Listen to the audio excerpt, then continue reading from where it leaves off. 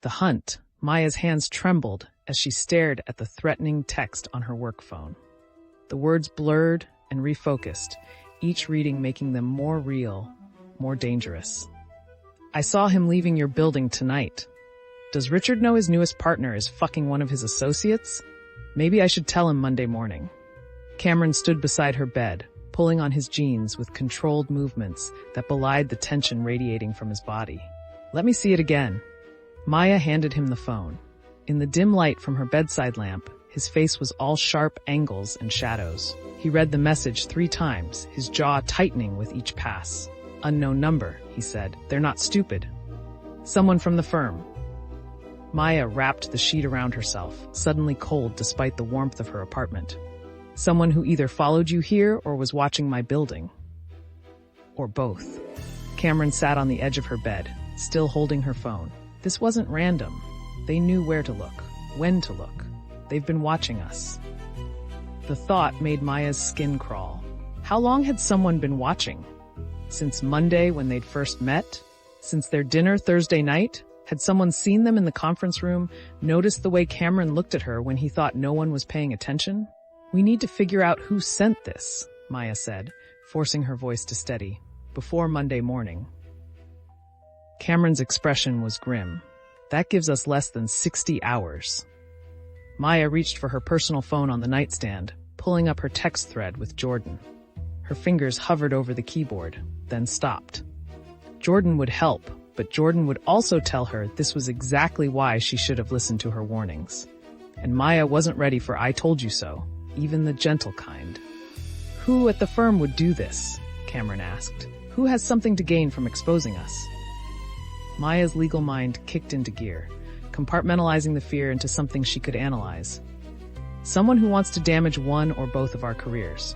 Someone who sees me as competition for partnership, or you as a threat. Or someone who just enjoys power, Cameron added darkly. Someone who gets off on having leverage over people. Maya thought about the associates in her class, the ones still fighting for partnership consideration.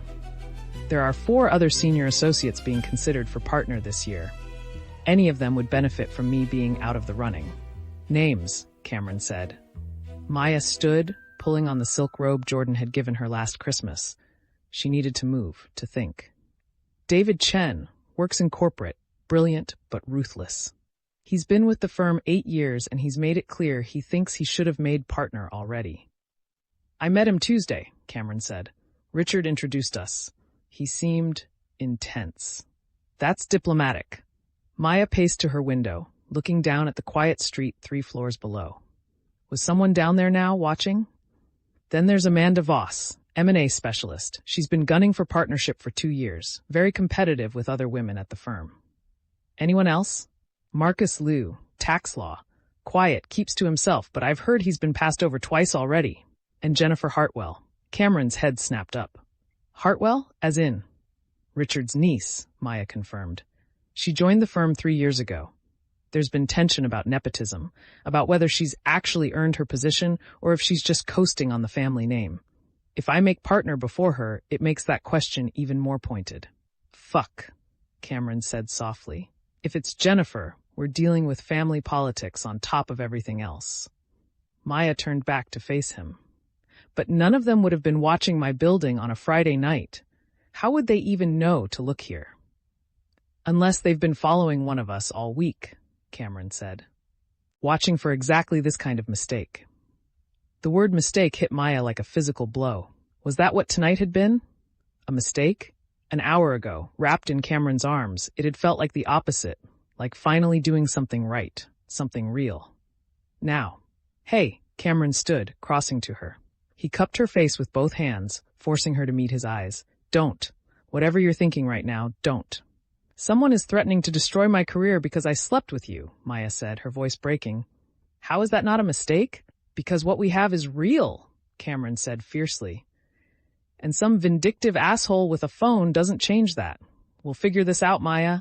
I promise you. Maya wanted to believe him. God, she wanted to believe him. But she'd spent 6 years building her career, 6 years of 80-hour weeks, and sacrificed relationships and every choice calculated to get her closer to partnership. And now someone could take it all away with a single conversation with Richard. "What do we do?" she whispered. Cameron's thumb traced her cheekbone. "We start by being smart. First rule of litigation. Gather information before you make a move." "Okay." Maya took a shaky breath. "Okay. Information. Can you access the building's security footage?" Cameron asked. Maya shook her head. "Not without the super's approval, and I can't exactly explain why I need it." "What about your neighbors? Anyone you trust who might have seen someone suspicious?" Maya thought about Mrs. Chen across the hall, the retired teacher who always smiled when they passed in the corridor. "Maybe, but again, I'd have to explain why I'm asking." Cameron nodded slowly, thinking. "What time did I get here?" 7:45, Maya said. "I remember because I was watching the clock." "And the text came at, what, 10:30? 10:27, Maya confirmed, glancing at her phone again. Cameron pulled out his own phone. "So between 7:45 and 10:27, someone was watching your building. That's almost 3 hours. Either they got lucky with timing, or they knew you were coming," Maya finished. Her stomach twisted. "Which means they've been monitoring our communications somehow. Or they've been following me all week and noticed I was heading to the West Village on a Friday night," Cameron said. "Let me check something." He pulled up his text messages, scrolling back through the week. Maya watched over his shoulder, seeing their exchange from Thursday night about dinner, his message Friday afternoon asking if she was sure about tonight. "Nothing here that would give away your exact address," Cameron said. "But if someone was tracking my phone's location, that's illegal," Maya said automatically. "So is blackmail." Cameron's voice was hard. "Whoever sent this isn't playing by the rules." Maya's mind raced through possibilities. "We need to narrow down the list. Who has the technical knowledge to track a phone? Who has access to firm resources they could use? And who has a motive?" Cameron added. "This isn't just about hurting you, Maya. This is about leverage. They want something." "The text doesn't say what," Maya pointed out. "Just threatens to tell Richard." "Which means they're waiting," Cameron said. "Waiting to see if we respond, if we panic, if we try to negotiate. This is the opening move." Maya felt a chill run down her spine. "You think they'll contact us again?" "I'd bet on it." Cameron set his phone down. "Probably Monday morning, after we've spent the weekend terrified. Maximum psychological pressure." Jesus. Maya sank onto her bed, the weight of the situation crushing down on her. "I can't believe this is happening." Cameron sat beside her, taking her hand. "Listen to me. We're going to get ahead of this. Tomorrow morning, we start investigating. Quietly, carefully. We figure out who sent this and why, and then we neutralize the threat." "How?" Maya asked. "If we start asking questions, people will wonder why." "Then we don't ask questions directly," Cameron said. "We observe. We pay attention to who's watching us, who seems too interested, who's acting differently than usual, and we look for connections, who has access to phone tracking technology, who's been in the right places at the right times this week." Maya nodded slowly. It was a plan. Not a great plan, but better than sitting here paralyzed by fear. "What about Richard? If this person does tell him Monday morning—" "We'll deal with that if it happens," Cameron interrupted. "But I don't think they will. Not yet. They want something from us first. Information, leverage, maybe just the satisfaction of watching us squirm. We use that time. And if we can't figure it out by Monday," Cameron's jaw tightened, "then we make a choice. Either we come clean to Richard ourselves and control the narrative, or we call their bluff and see what they really want." Maya's phone buzzed in her hand, making them both jump. Another text from the unknown number. "Enjoy your weekend. We'll talk Monday." Maya's blood ran cold. "They're toying with us.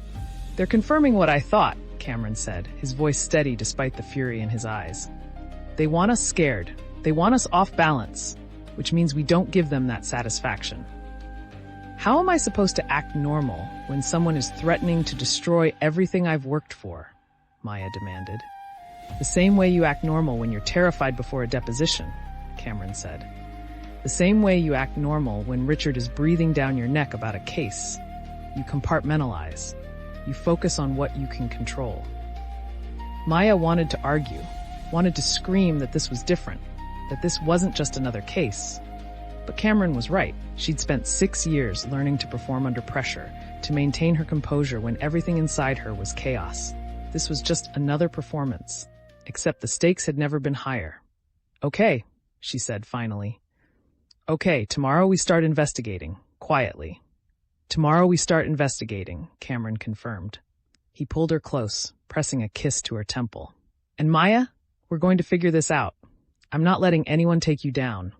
Maya closed her eyes, letting herself lean into him for just a moment. She wanted to believe him, wanted to believe they could outsmart whoever was threatening them, that they could protect what they'd just found. But as she felt Cameron's steady heartbeat against her cheek, she couldn't shake the cold certainty that someone was out there right now, watching and waiting.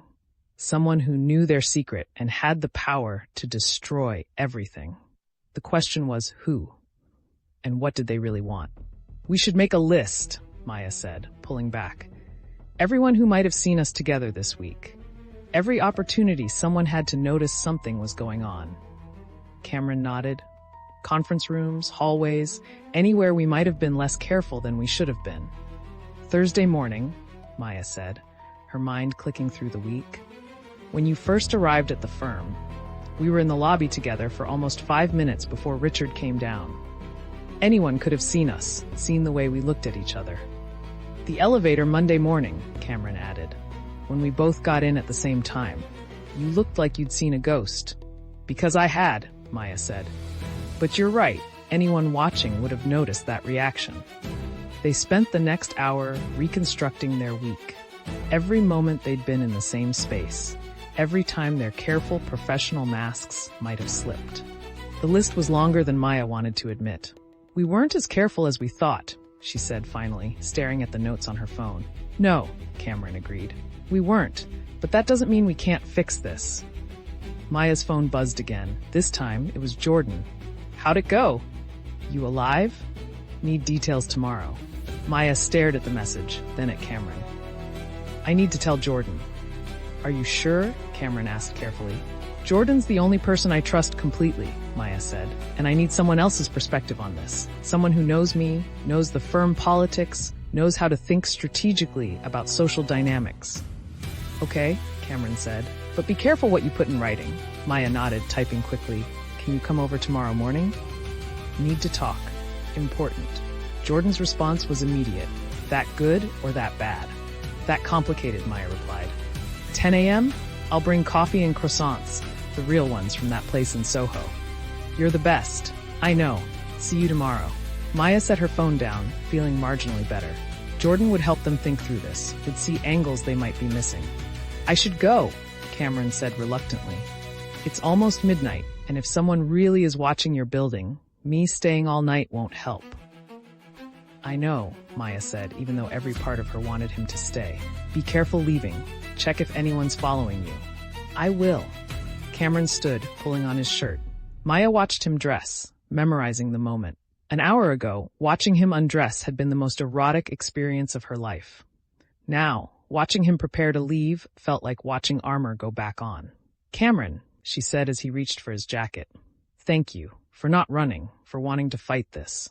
He crossed back to her, cupping her face in his hands. "Maya, I meant what I said earlier.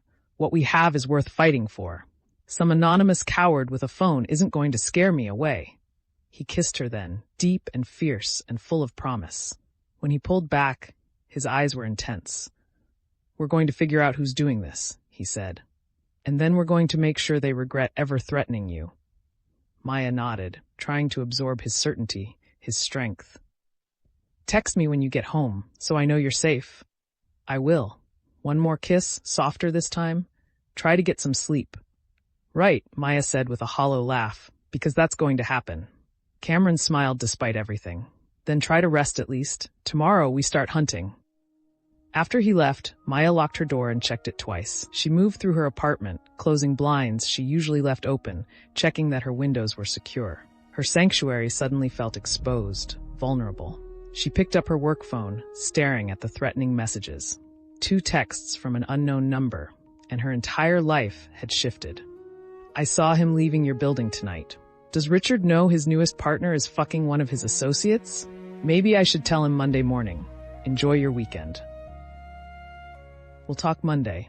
Maya read them over and over, analyzing every word choice, every implication. The sender knew enough to be dangerous but was holding back. Why? What did they really want? Her personal phone buzzed. Cameron, home safe. Get some rest. Tomorrow we start fighting back. Maya typed back, "Thank you for tonight, for all of it." "Best mistake I ever made," Cameron replied. And despite everything, Maya smiled. She climbed into bed, but sleep was impossible. Her mind raced through scenarios, possibilities, suspects.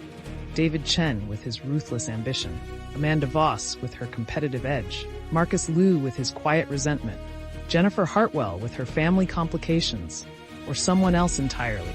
Someone they hadn't considered yet. Someone who was out there right now, satisfied with the chaos they'd created, waiting to make their next move.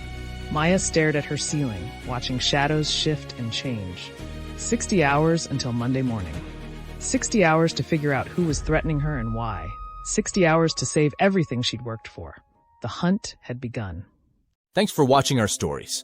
Don't forget to like and subscribe for more epic adventures. Thanks for watching our stories. Don't forget to like and subscribe for more epic adventures.